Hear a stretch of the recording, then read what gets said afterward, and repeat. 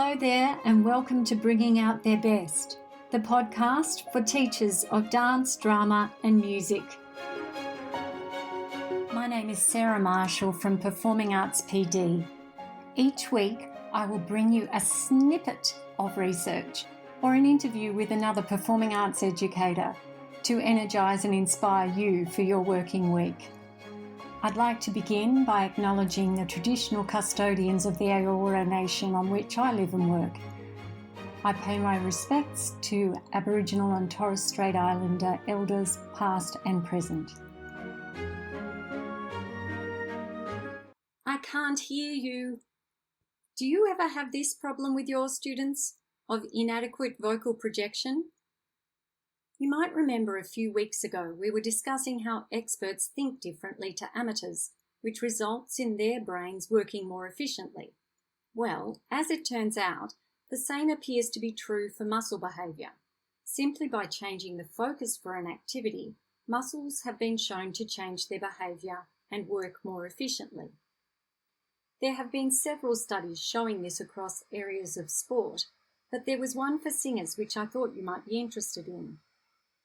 Singing and vocal production remain a bit of a mysterious activity to most, including to some of our most proficient actors and singers.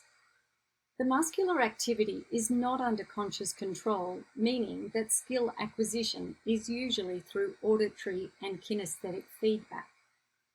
However, the points of feedback for a student singer are usually quite diverse.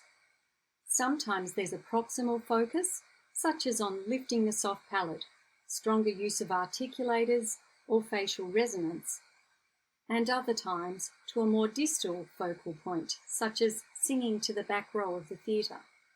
Well, what works best? This study sought to find out if changing the focal points for a group of 22 tertiary singers made a difference to their tone production. All singers were asked to sing a 3-note exercise on R at a high pitch, ah, and at a low pitch, ah. Then they were asked to sing the opening phrase of My Country 'Tis of Thee, which for those of us who don't know is a patriotic song from the United States sung to the tune of God Save the Queen. And finally, the opening 2 phrases of a solo piece of their choice, to be performed from memory. They sang all 4 vocal samples under 7 different conditions, which were recorded for later analysis. All began with a baseline performance, then the final 6 conditions were randomly selected. These included focusing on soft palate position, focusing on keeping a steady vibrato, using a tripod 18 inches in front of them as the focal point for their sound, moving that focal point to a chair in the centre of the hall, approximately 24 feet away. Then moving it again to a piece of paper on the back wall of the performance space, which was approximately 40 feet away and 8 feet above the microphone level. And the final condition was to simply fill the room with their sound.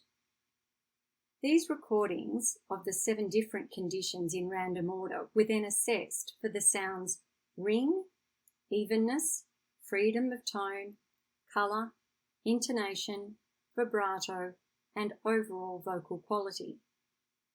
The highest ratings for overall vocal quality and the ringing in the sound were for the filling the room with their sound condition.